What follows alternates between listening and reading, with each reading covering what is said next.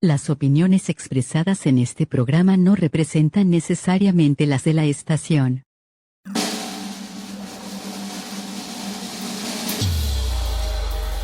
Live Jazz es el programa dedicado a la exploración y difusión de música jazz de Conexión Dispersa. Cada episodio será un viaje sonoro a través de la evolución del jazz, presentando algunos de los artistas más destacados del género. No te pierdas Live Jazz con Octavio Chavarri, lunes, 4 p.m. Solo por Radioactiva TX 89.9, la radio alternativa.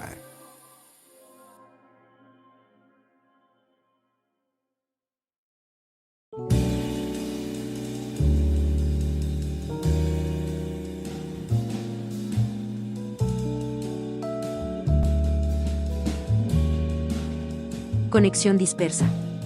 La radio donde converge lo diferente y lo diverso.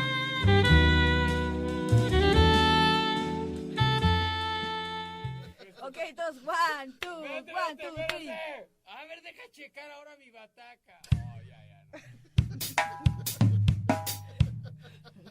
¿La marco? Tony marca.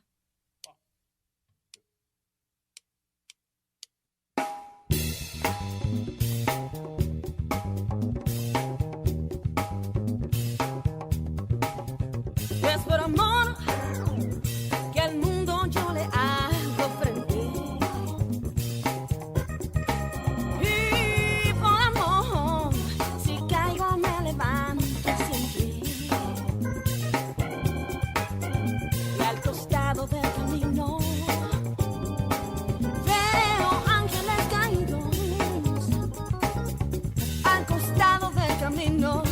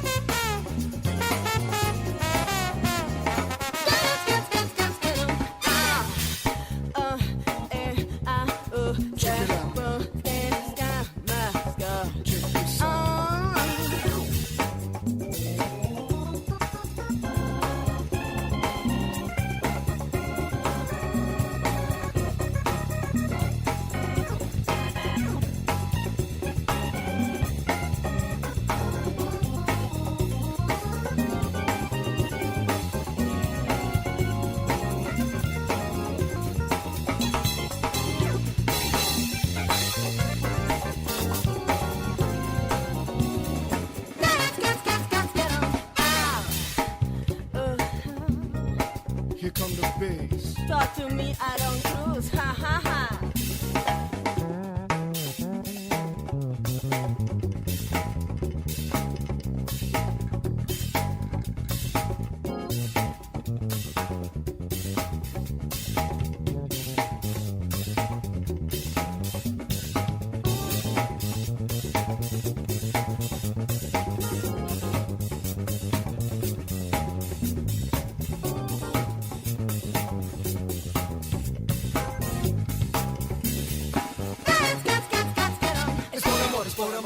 hago lo que hago, pero más no puedo, porque no soy mago. Abre tu mente, abre tu corazón y tú vas a encontrar que no existe cosa más genial que amar. Amar y ser amado, pero no vas a ganar si tú no tiras el dado. En esta vida nada es regalado, y por eso en esta producción trabaja mucha gente que se tira el dado constantemente. Tony, ¿estás listo para jugar? Porque ha llegado tu momento de solear. Así que amigos y amigas, sin decir más, yo los dejo con el jefe, Tony Cárdenas.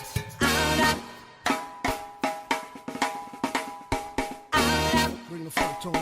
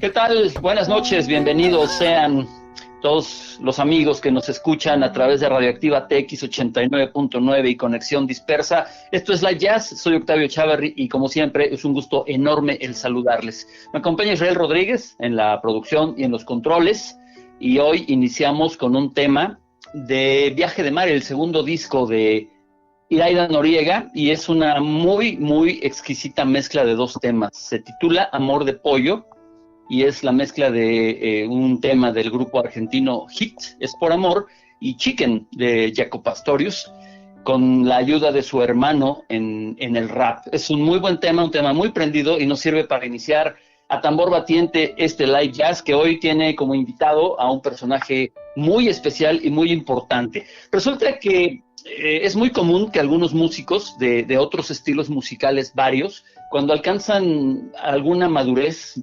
musical, buscan retos más grandes a lo que hacían en su carrera y voltean al jazz.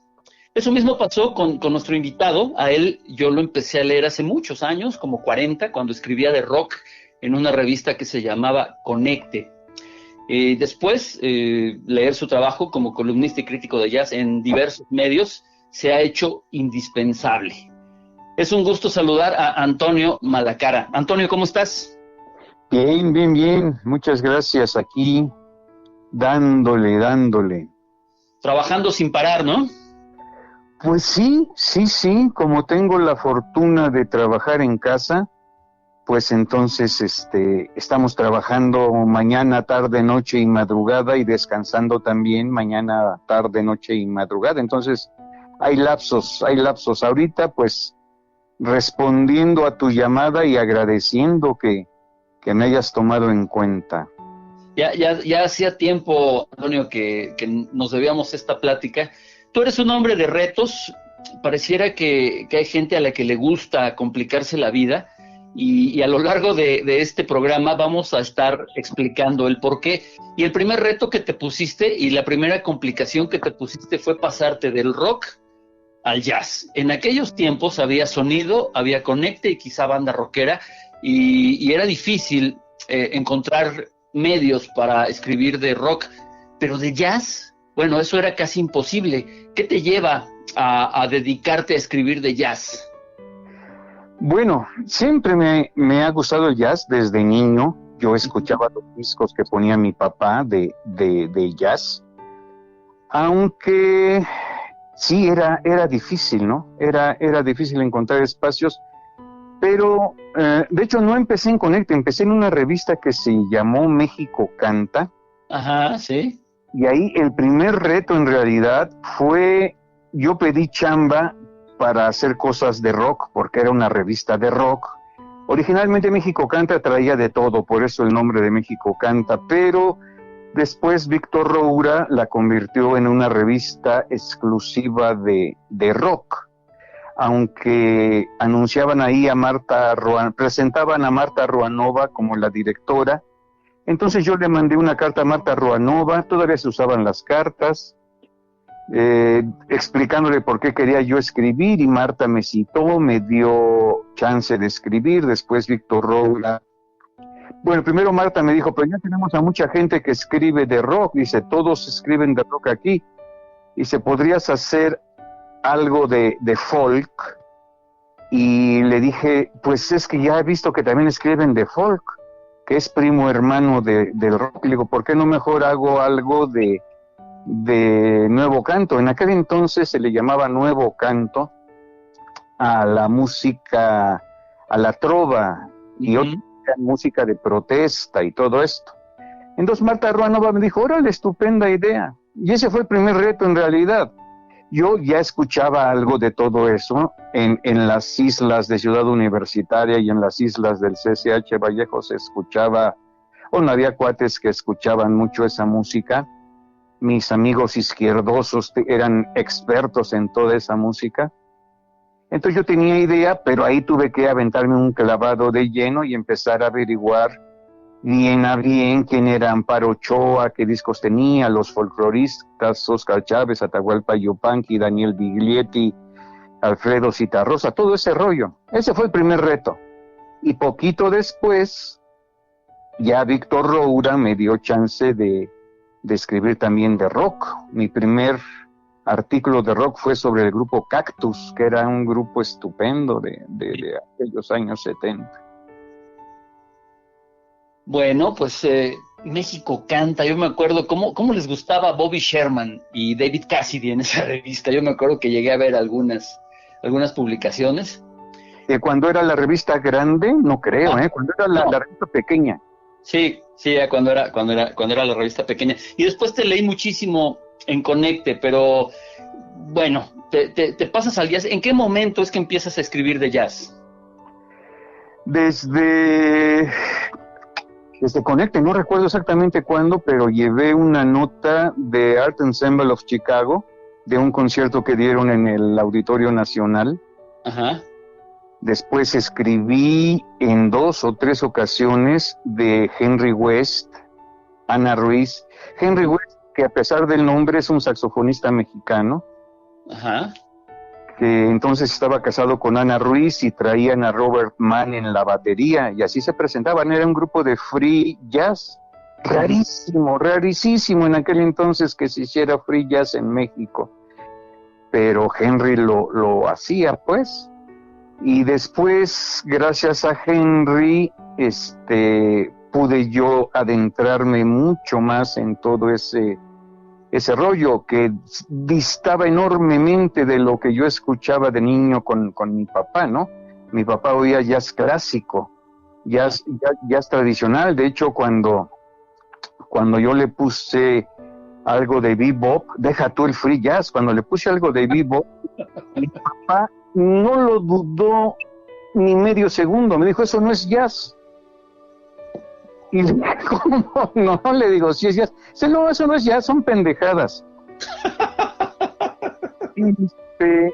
Y para él, en realidad, el jazz terminaba en las propuestas del swing, ¿no? Del hot jazz, obviamente, y del swing. Y por eso me gusta tanto esa música, y por eso me gusta tanto el bebop. Y gracias a Henry West, yo me pude adentrar, y a Ana Ruiz también, por supuesto, tío, eran marido y mujer. Me pude adentrar un poco más, o sumergirme un poco más en el free. ¿Atrás del Cosmos? Atrás del Cosmos fue después. ¿Sí? Sí. Qué buen nombre de grupo, ¿no? Es que vivían atrás del Cine Cosmos. Cine Cosmos, sí, parecía que estaban refiriéndose a una música muy mística, ¿no? Ajá. Sí. De hecho, ahí en la azotea de su casa atrás del Cine Cosmos, era nada más una cuadrita. Ahí Don Cherry estuvo viviendo el tiempo que estuvo en México. Don Cherry, que es una de las leyendas más grandes del free, vino a México para visitar a Don Cherry, pero le gustó mucho lo que estaban haciendo Henry West, Anna Ruiz y Robert Mann, y Don se quedó más tiempo del que habían planeado. Entonces yo escribí también de eso. Hice también algún especial para Canal 13, que en aquel entonces todavía no era de TV Azteca. Yo escribía un programa que se llamaba Los Autores del Cambio, y ahí también metí algo de Henry West con Don Cherry, Anna Ruiz y Robert Mann. Pero eran cosas esporádicas, pues, ¿no? Porque igual en esos Canal 13 se metían cosas de rock, cosas de música clásica, en fin. Ha sido un ir y venir, aunque desde hace 26 años tengo una columna en La Jornada, y ahí sí solo es jazz. Bueno, después de todo esto, has desarrollado una labor muy incansable que te ubica como un gran comunicador y un gran historiador del jazz en México. Has escrito varios libros que se han vuelto básicos para entender el jazz en nuestro país. Se puede escribir mucho y hay mucha historia del jazz en el mundo, pero del jazz en México hay poco. Y tú has escrito algunos libros como De la libertad en pequeñas dosis, Notas del jazz nacional, Catálogo casi razonado del jazz en México, Modelo para armar, Juan José Calatayud, Viaje al fondo del jazz, Eugenio Toussaint, Las tangentes, el jazz y la academia, y muchos otros. Y por ahí se quedó pendiente uno de una biografía de Vitillo. ¿En qué momento decides que quieres hacer estos libros como para dejar un documento importantísimo para entender el jazz que se hace en México? Fue una necesidad. Lo de los libros específicamente fue una necesidad de ¿cómo decirlo? De nuestra propia historia, ¿no? Hay músicos mexicanos haciendo jazz desde siempre. ¿Sí? Incluso está documentado que había músicos mexicanos tocando en Nueva Orleans antes de que existiera el jazz. Ya había músicos ahí dándole, y música mexicana también sonando mucho. Entonces, con tanta historia de músicos de este país en el jazz, es muy triste y preocupante que no se haya escrito la bitácora, que apenas estemos escribiendo la bitácora, ¿no? Alain Derbez empezó con un disco que se llama Apuntes para una historia aún no escrita, o no, Datos para una historia aún no escrita, ¿sí? Que le publicaron por primera vez en Zacatecas, y después el Fondo de Cultura Económica hizo una reedición con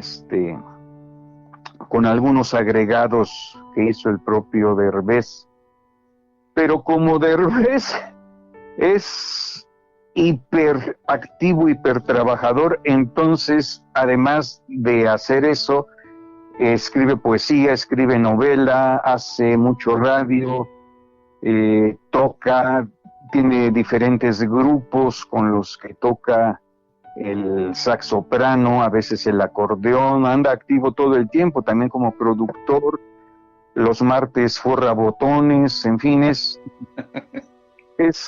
hiperactivo. Entonces no tiene más tiempo de estar investigando en la historia del jazz, pero de alguna forma lo hace en radio y en los libros que hace de poesía.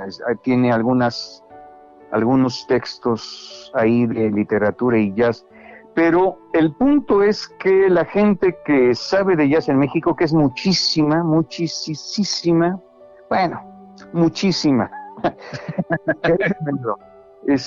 no se dedican a escribir porque necesitan llevar comida a la mesa. Y en esto se gana muy poco. En algún momento, hace unos 7, 8 años, me entrevistaron 2 chavales que estaban haciendo una maestría en la Universidad del Valle, creo que era del Valle de México, o en la Anáhuac, una universidad particular. Estaban haciendo una maestría y eligieron como tema el jazz en México, entonces me pidieron una entrevista, nos vimos en un café y me preguntaron, entre otras cosas, que cómo se le hacía, palabras más, palabras menos, me preguntaron cómo se le hacía para poder dedicarse en este país a escribir sobre jazz. Y les dije que lo primerito que se tenía que hacer es hacerse a la idea de que ibas a ser pobre toda la vida. Y que después de eso, lo demás era sencillo, que nada más era machetearle, trabajar mucho, leer mucho, investigar y escuchar mucha música. Pero que eso era ya nada más cuestión de disciplina, que lo difícil era visualizar que ibas a ser pobre, y esa es la verdad. Rara vez, muy rara vez, los medios le hacen caso al jazz. Por eso soy muy afortunado que me hayan hecho caso en la jornada. Fabricio León fue el que me abrió las puertas de ahí de la jornada para entrar. Bueno, me abrió las puertas para hacer una columna originalmente hace casi 27 años, una columna que se llamaba Discoterapia, donde lo mismo escribía yo de música clásica o de trova latinoamericana o de canción francesa, de rock, de blues y de jazz, obviamente, ¿no? Hasta que por ahí hubo un encontrón entre el maestro Fabricio y yo por X discos que había yo ahí recortado. Y él me decía, no, pero era un disco de Charly García. Y me decía, pero pinche Antonio, dice, pues sí es Charly García. Le digo, sí, güey, pero tú me pagas por dar mi opinión y ese disco es muy menor. Yo había escrito ahí que Charly García había acostumbrado a sus miles y miles de seguidores a aceptarle todo con reverencias y que a veces lo único que hacía en el estudio de grabación era curarse la cruda. con todo, y que es un genio de la música, ¿no? Es un genio, pero a veces sacaba discos menores, en fin, hubo un encontronazo ahí. Luego hubo un encontronazo con un disco de Óscar Chávez, que era de los socios fundadores de la jornada, un disco de excelente investigación sobre el tango argentino prohibido, se llama Los Tangos Prohibidos. Es un disco excelente en cuanto a investigación, tiene un booklet como de 20, 30 páginas y como siempre Óscar Chávez hacía excelentes investigaciones, pero no sabe cantar tango, no sabía cantar tango y eso lo puse. Después de todo, pero Óscar Chávez no sabe cantar tango, en fin, hasta que yo le dije a Fabricio León, ¿sabes qué? Mejor nada más voy a escribir de jazz, güey. Digo, porque en México ni discos hay de jazz, entonces menos va a haber intereses creados. Y desde hace 26 años, digo, empecé con esa columna y me dediqué al jazz. Es una historia medio folclórica. Por la música folk, con lo que empezaste. Sí, algo así. Pero te digo, yo tenía el bagaje de mi señor padre, el bagaje de Henry West, de mis cuates de ahí de las islas. Entonces no fue muy fácil sumergirme. Lo que fue un poco difícil fue decidir que mi columna iba a ser de jazz, pero principal o fundamentalmente del jazz hecho en México, porque ya para entonces era muy sencillo tener información sobre el jazz internacional, sobre el jazz en el mundo. Ajá. hubo un tiempo en que para que tú tuvieras información no de jazz, para que tuvieras información de lo que estaba haciendo Eric Clapton o de lo que estaba haciendo cualquier grupo famoso, inglés, alemán, gringo, era difícil, era muy difícil, no existía internet. Pero después, para tener acceso a la información del jazz internacional, de lo que fuera, pues con dar un clic ahí y googlear lo encontrabas. Uh-huh. No siempre, lamentablemente, murió Peter Brötzmann, murió el sábado pasado. Sí, tristemente. Y cuando a mí me lo dice un amigo que vive allá en Alemania, que vive en Wuppertal, que es la ciudad donde vivía Brötzmann, yo me entero entonces de inmediato de su muerte, me meto a internet y nadie había dicho nada, ni siquiera en la página de Brötzmann lo habían comunicado. Entonces, aunque ya es más fácil acceder a la información, en aquel entonces que te estaba platicando, era imposible. Solo gente que tuviera acceso a las revistas internacionales de primera mano podía tener información directa, cercana, inmediata.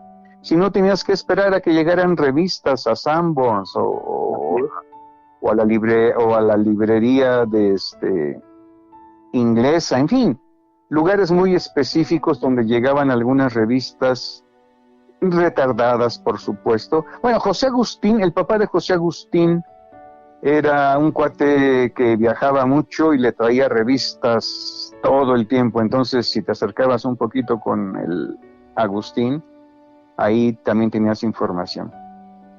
Bueno, mi querido Antonio, nos quedamos en esto, en tu columna que era de crítica de discos y se convirtió en una columna de jazz. Vamos a escuchar, si te parece, más música. Vamos a escuchar a Edgar Dorantes, este extraordinario pianista y educador. El tema se titula ¿Qué tal, Mr. Barron? ¿Te parece si lo escuchamos? Por supuesto. Venga.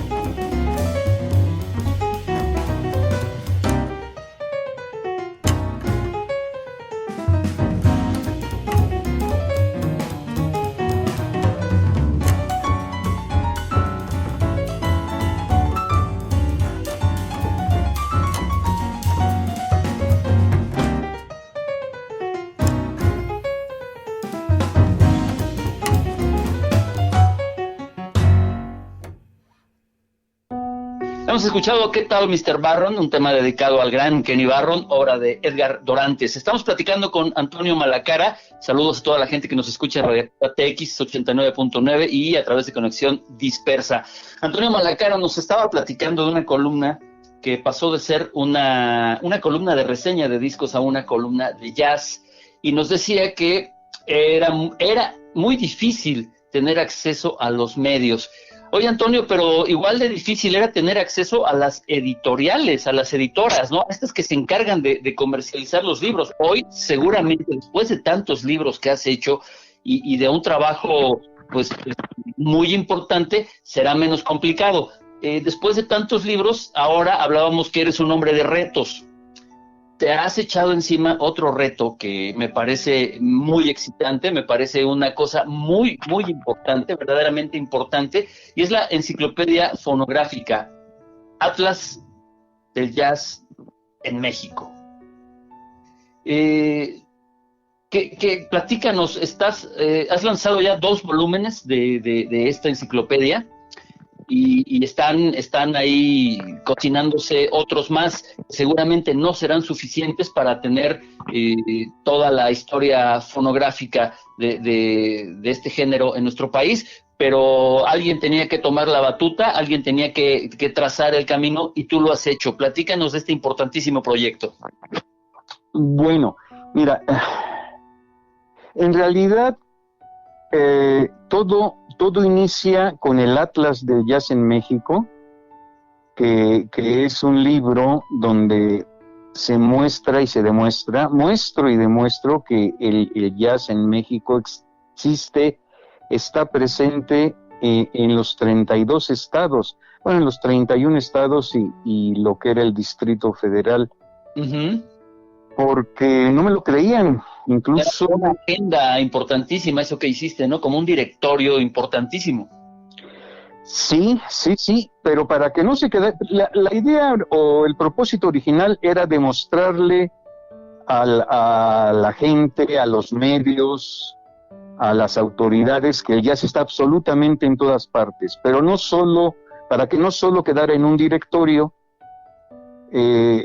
porque metí ahí donde están los festivales de jazz, donde están los clubes, los lugares donde se toca jazz, donde están los programas de radio, pero para que no se quedara en una sección amarilla de jazz, entonces platiqué con no los principales, pero con algunos protagonistas de las 32 entidades del país, desde Baja California hasta la península de Yucatán. Entonces, además de dar fe, repito, de todos los programas de radio, festivales, clubes, se hace una breve historia del jazz en cada uno de los 32 estados. Y eso le gustó mucho a la Dirección de Cultura, no tanto porque les interesaran las historias del jazz en los países, sino porque veían que políticamente podían capitalizar eso, ¿no? Ajá. Podían capitalizar políticamente que Antonio Malacara hubiera llevado, porque se obsequiaron esos atlas en los 32 estados, hubiera llevado eso con el sello de cultura federal, lo hubiera llevado absolutamente a todo el país, y no solamente a los 32 estados, ¿no? Hay estados como Guanajuato, donde se hace jazz, en Guanajuato capital, obviamente, pero también en León, en Irapuato, en San Miguel de Allende, en Celaya, en fin, hay mucho jazz. Y en estados donde la teoría sociopolítica o socioeconómica diría que no habría mucho jazz, como Chiapas, por ejemplo, donde el Producto Interno Bruto es poco, pero en Chiapas se hace jazz, hay grupos de jazz y hay públicos de jazz en muchas partes, hay jazz en Comitán, en Tuxtla Gutiérrez, en San Cristóbal de las Casas, en Tapachula, en el extremo sur más alejado del país, hay mucho jazz, hay incluso un festival muy importante de jazz. Bueno, entonces las autoridades vieron eso, les gustó, me felicitaron y me dijeron, ¿qué sigue? Y les dije, pues si se dan cuenta, en el Atlas no metí un solo disco. Ajá. Porque hubiera sido imposible hacer una selección, aunque fuese mínima, de discos, porque son muchos. Y entonces, ¿qué hacemos? Me vuelven a decir, digo, pues una enciclopedia. Y se me quedan viendo así como pinche loco. Le digo, sí, de veras, se necesita una enciclopedia fonográfica para hablar exclusivamente de los discos de jazz en México. Y son tantos, y le digo, pues mira, yo nada más a los que tengo acceso ahorita son más de 1,500. Pero debe haber más, por supuesto. Entonces lo autorizaron. Lo autorizaron, pero como ya iban de salida, esto es en la administración anterior, no en no en este sexenio, sino en el anterior. Ajá. Como ya iban de salida, me dieron presupuesto para 2 volúmenes, pero el maestro Taboada, que era entonces el presidente de la Comisión de Cultura, me dijo, pero no te preocupes, dice, es muy bueno tu proyecto, yo ya había desarrollado por escrito todo el proyecto de la enciclopedia, es muy bueno este proyecto, para la siguiente administración nada más llega y les explicas de qué se trata y te van a dar el siguiente apoyo para que continúes con los volúmenes. Entonces, pues, me puse a trabajar y salieron los 2 volúmenes, pero salieron de milagro. Porque la administración que entró, que es la que está ahorita, no solo me dijeron que no de inmediato, sino querían que les regresara la lana que me había dado la administración pasada. En fin, pero eso ya lo conté en la introducción. Pero obviamente no les regresé nada, les dije que yo era un profesional y que estaba trabajando desde hacía mucho tiempo, que estaba a punto de publicar el primer volumen, se publicó el segundo, y le seguimos dando. Todavía hay gente que se pregunta, Octavio, si existe, créeme lo que hay gente que se pregunta y te pregunta si existe el jazz en México. Y cuando les digo que estoy trabajando en una enciclopedia que va a constar de 5 tomos de 400 páginas cada uno, no dan crédito.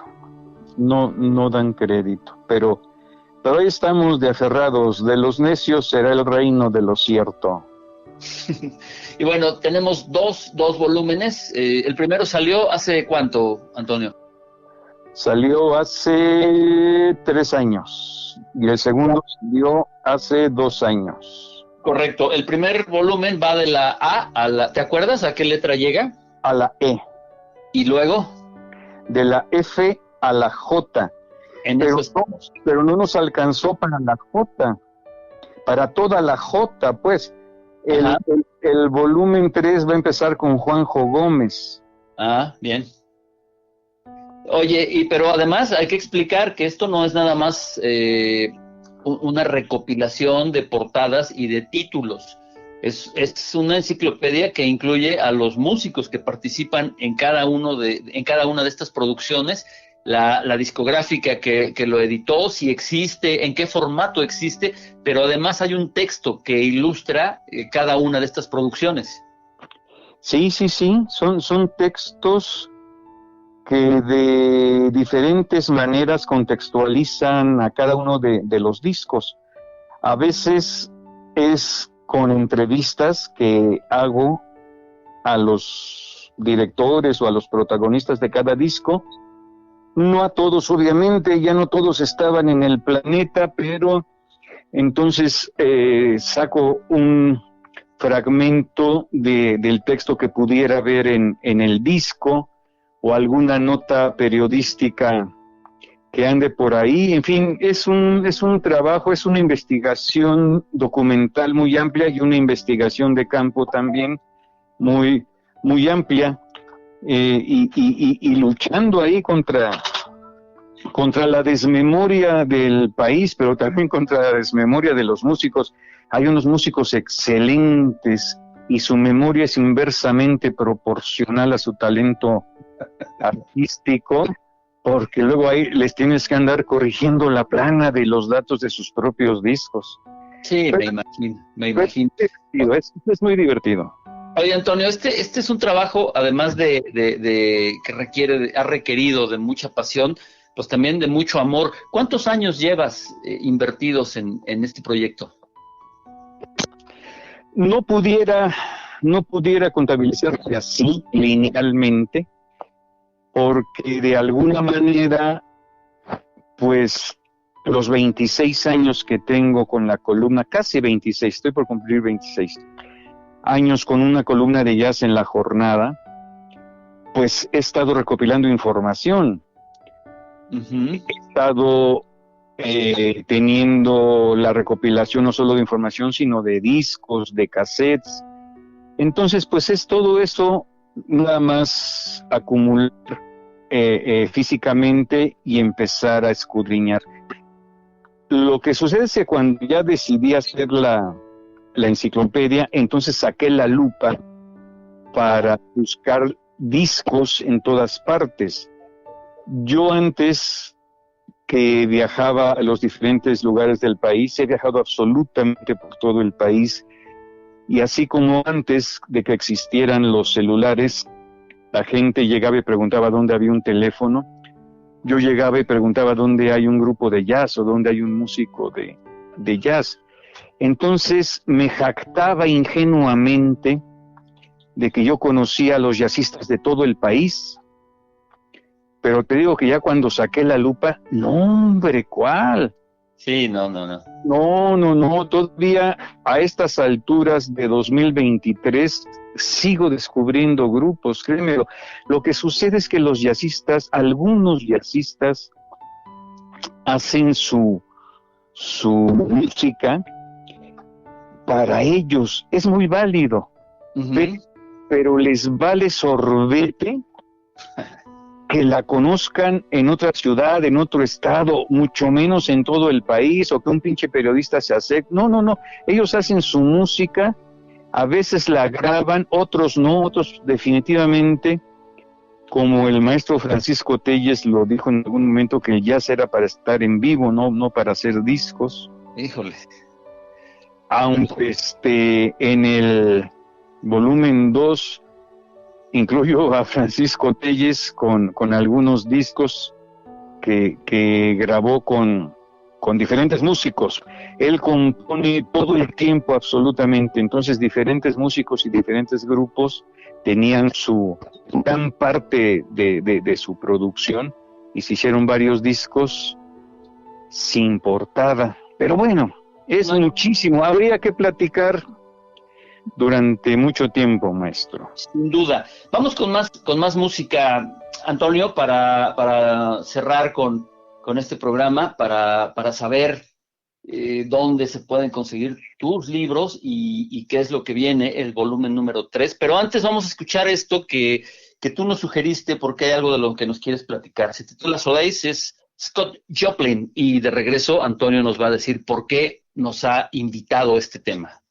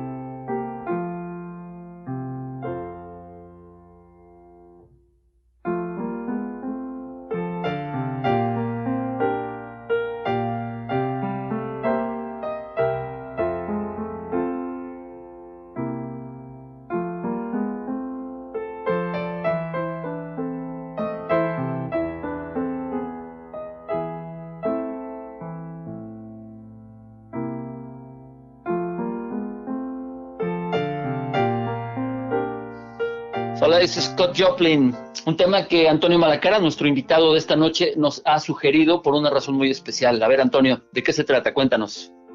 Mira, rápidamente, Scott Joplin, bueno, el ragtime en general es como la protohistoria del jazz a nivel mundial, ¿no?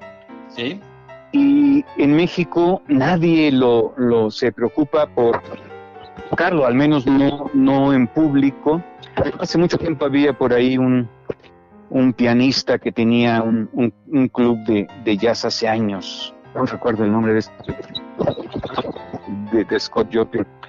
Pero ahorita hay una chavalilla de 25 años que toca esto de esta música. Es sorprendente que a alguien tan joven le interese esta música, porque Scott Joplin, de no ser por el tema de la película esta del golpe, es desconocido, y su música es bellísima, y esta chavalilla, estos de él, y la invitamos a la Fundación Sebastián hace 3 meses para que tocara esta música. Hacemos una sesión mensual.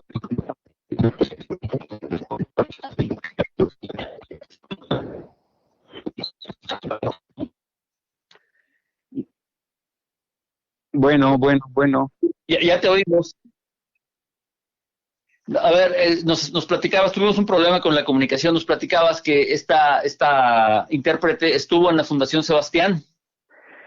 Sí, Carla Fandiño se llama. Es hija.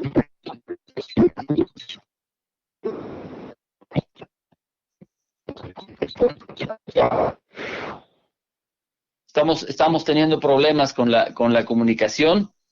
¿Te parece,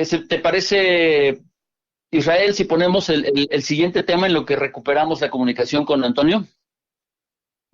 Esto es Kinky y es Mole Dúo, Mark Underwood con Hernán Hest. Regresamos enseguida.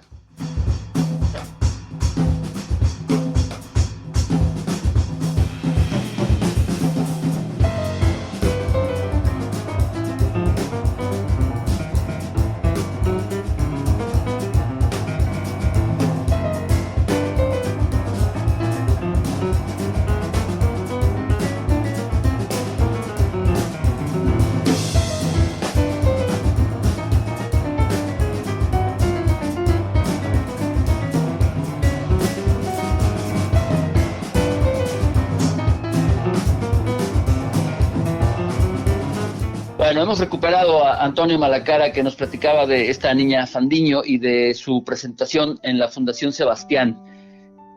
Sí, te decía que gustó mucho, entonces ya la solicitaron para un festival de jazz, el primer festival de jazz, bueno, no es el primero, pero para la nueva administración de la alcaldía Azcapotzalco van a hacer un festival de jazz en octubre, noviembre, y quieren que la chavalilla Carla Fandiño esté ahí. Ojalá que esto dé pie para que se extienda la oferta musical de México. Ojalá. Mi querido Antonio, ¿dónde podemos conseguir el volumen 1 y el volumen 2 de la Enciclopedia Fonográfica del Jazz en México? En los clubes de jazz, bueno, aquí en la Ciudad de México está en el 5, está en el Convite, está en la Fundación Sebastián, sí. Y bueno, ¿en Querétaro se puede conseguir? En Querétaro también, está allí en la Universidad Autónoma de Querétaro. Perfecto. Nuestros amigos de Tequisquiapan pueden darse una vuelta y conseguir ahí volumen 1 y volumen 2. ¿Para cuándo calculas que podamos tener el volumen número 3? Está calculada una presentación el 1 de octubre en la sala del Palacio de Bellas Artes, pero te comentaba que las empresas de impresión tienen palabra de honor, entonces pues ya estaremos avisándoles. Pero si escriben a amalacara@prodigy.net.mx, amalacara@prodigy.net.mx, jazz.mx. Yo les mantendré informados de todo esto. En Facebook, ¿cómo te podemos encontrar? La poesía del jazz. Este es otro proyecto importantísimo. La poesía del jazz es un proyecto muy importante que lleva ya algunos años bajo la producción y la dirección de Antonio Malacara. Oye, Antonio, vamos a hacer otro programa para platicar exclusivamente de ese otro proyecto que también es muy importante porque estás conjuntando un par de artes como son la música y la poesía y con invitados importantísimos en lo musical y en lo verbal. Entonces, si te parece, pronto nos volveremos a poner en contacto y vamos a hacer un especial para hablar nada más de ese proyecto. ¿Te parece bien? Excelente, muchas gracias, Octavio. Bueno, entonces, a malacara@prodigy.net.mx, ahí Antonio estará atendiendo todos los mensajes que ustedes le manden. Pronto les estaremos informando del lanzamiento del volumen 3. Este es un trabajo verdaderamente importante. Es como darle, ya lo dijo Antonio, hay muchos músicos, hay muchos críticos y hay mucho público que aún se preguntan si existe el jazz en México y estos volúmenes son una bofetada con guante blanco a todos ellos que dudan del talento, la calidad y la productividad de los músicos mexicanos.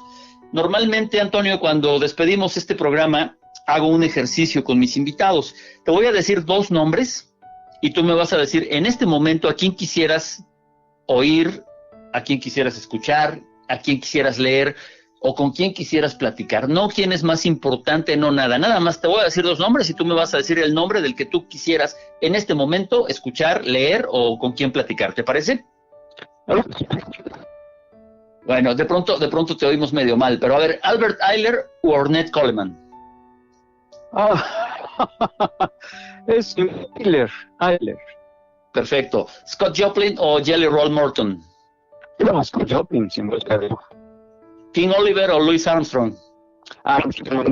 Armstrong era un héroe.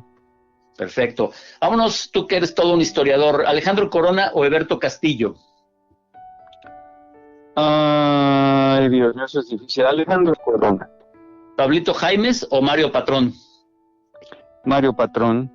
Juan José Calatayud o Enrique Neri. No, en la madre, eso está más difícil todavía.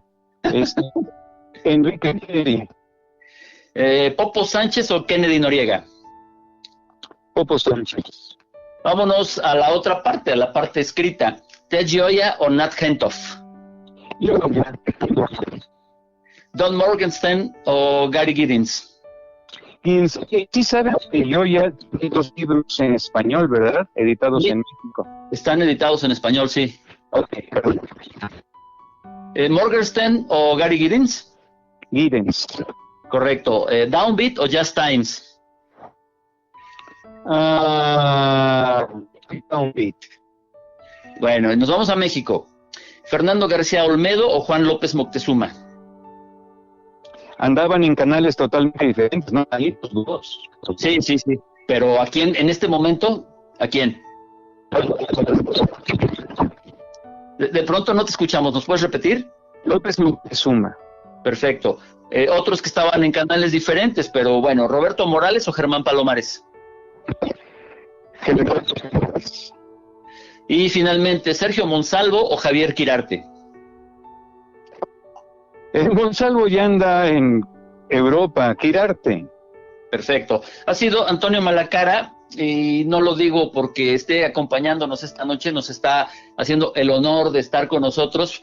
Grábense bien este nombre, ahora lo tenemos aquí, ahora podemos platicar con él, ahora podemos disfrutar y celebrar el enorme trabajo que ha hecho con muchos libros, muchísimos libros, pero esto que está haciendo con la Enciclopedia Fonográfica del Jazz en México verdaderamente es digno de recibir un premio. Ojalá en algún momento alguna administración, alguna entidad, alguien te reconozca el trabajo y te haga acreedor a un premio que tanto te mereces. Y si no es así, cuando menos el público que te lo reconozca. Antonio, muchísimas gracias. Pronto estaremos platicando de el otro proyecto, La Poesía del Jazz, y estaremos para Radioactiva TX 89.9 y Conexión Dispersa. Gracias a la gente que nos ha escuchado, gracias a Israel Rodríguez en los controles y en la producción. Antonio, nuevamente, muchísimas gracias.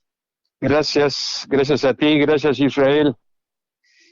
Y bueno, pues yo soy Octavio Echavarri. El próximo martes habrá algo más en Live Jazz. Adiós.